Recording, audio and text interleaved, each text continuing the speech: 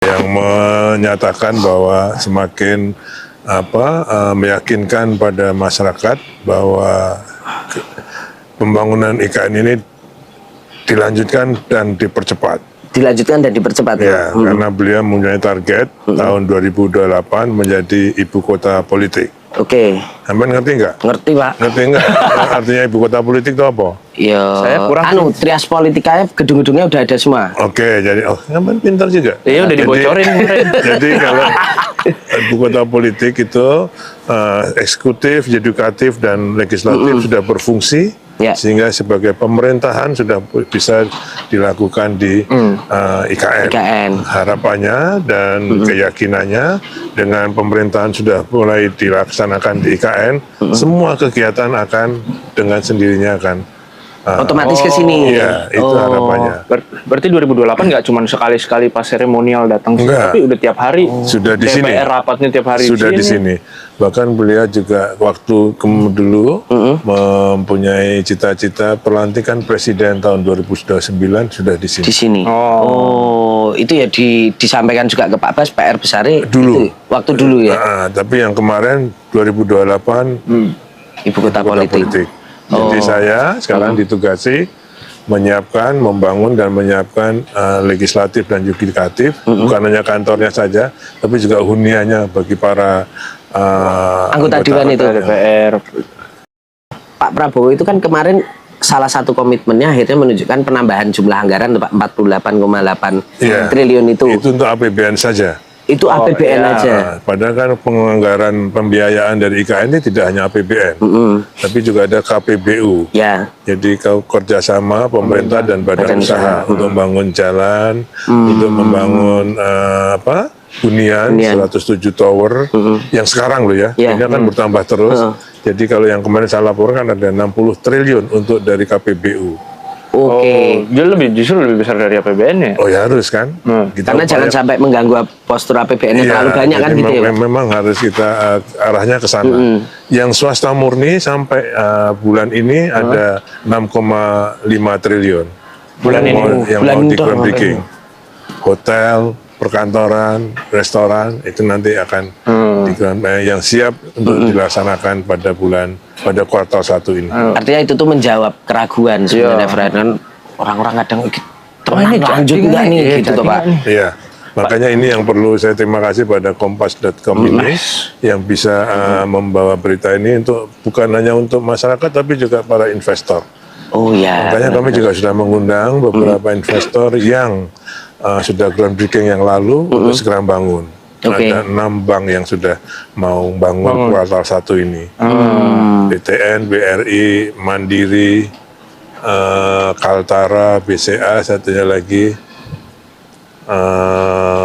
Ada 6 lah ya, Pak. Ada 6 itu ya. Pak, tapi kalau dibandingkan 2022 sampai 2024 kan Pak Bas juga bilang 89 T itu anggarannya. Iya. Itu APBN toh? Iya. APBN. Karena itu kan dulu belum ada apa-apa. Nah ini Dari sekarang 48 triliun untuk 5 tahun emang karena progresnya bukan 5 tahun sama ngaci aja. Bukan 5 tahun, tapi untuk yudikatif dan eksekutif. Itu 48,8 triliun. Makanya pada tahun ini DIPA otorita yang aslinya sudah ada 6,3. Ini kami minta tambahan 8,1 triliun. Mudah-mudahan dan kelihatannya sudah disetujui karena harus mulai 2025 ini untuk mulai pembangunan itu. Hanya untuk itu. Trias Politika tadi itu. Trias Politika itu ngejar jadi ibu kota politik itu.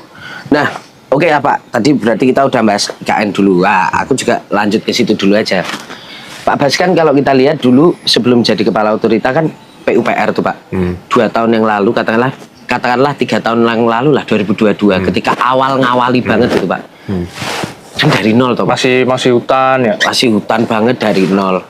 Kalau kita bicara soal pembangunan infrastruktur kan ya wis memang tugasnya Pak Bas lah dari dulu dan lain sebagainya. Tapi waktu itu ada sisi lain apa sih Pak yang Pak Bas tuh akhirnya ini kan proyek besar.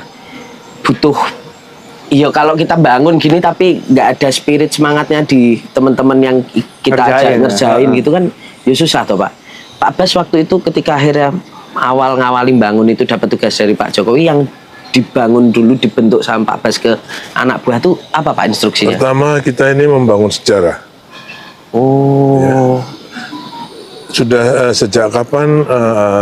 Sejak zaman Mataram itu pemindahan ibu kota, dulu kerajaan Mataram itu sudah dimulai.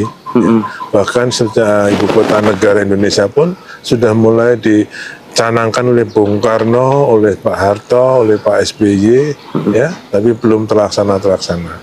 Jadi dengan keputusan pemerintah Pak Jokowi waktu itu memindahkan, ini kita tidak semua orang mempunyai kesempatan untuk ikut membangun sejarah ibu kota.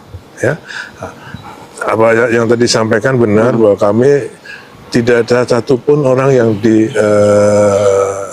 PUPR ini mempunyai pengalaman membangun kota. Kalau membangun infrastruktur semua Bina Marga membangun jalan, SDA membangun bendungan irigasi, Cipta Karya membangun gedung-gedung, itu sudah oke. Tapi membangun kota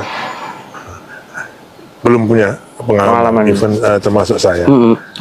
Apa yang kami lakukan, kami bersepakat dengan teman-teman di PUPR waktu itu, hanya dengan niat baik kami akan membangun ibu kota.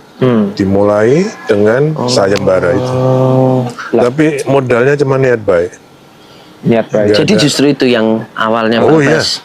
Lah tapi waktu itu tantangan paling beratnya apa Pak? Ya kalau bangun kan biasa, ya kan. Tantangan yang paling beratnya kita mikirkan logistiknya gimana nih. Ya, makanya kita membangun dermaga logistik di Pulau Balang itu, ya kan. Kemudian kemampuan penyedia jasa seberapa kita juga hitung, oke. Kemudian setelah kemudian kita lihat perencanaan. Jadi SDM SDM ahli itu juga kita hitung, konsultannya, ya kan? Kontraktornya kita lihat semua, kita kumpulin. Kita ajak mereka, ini kita akan bangun sejarah, mari kita bangun. Jangan ada yang main-main, okay? Dengan tagline-nya kita membangun kualitas, estetika dan keberlanjutan lingkungan. Kualitas, estetika, keberlanjutan lingkungan. Bapak kalau bangun misalnya jembatan di luar, bangun bendungan, itu pasti ada bedeng-bedeng. Bapak di sini lihat nggak ada. Karena ada HPK, ya, hunian pekerja konstruksi, dan mereka dibawa dengan bis ke tempat-tempat kerja.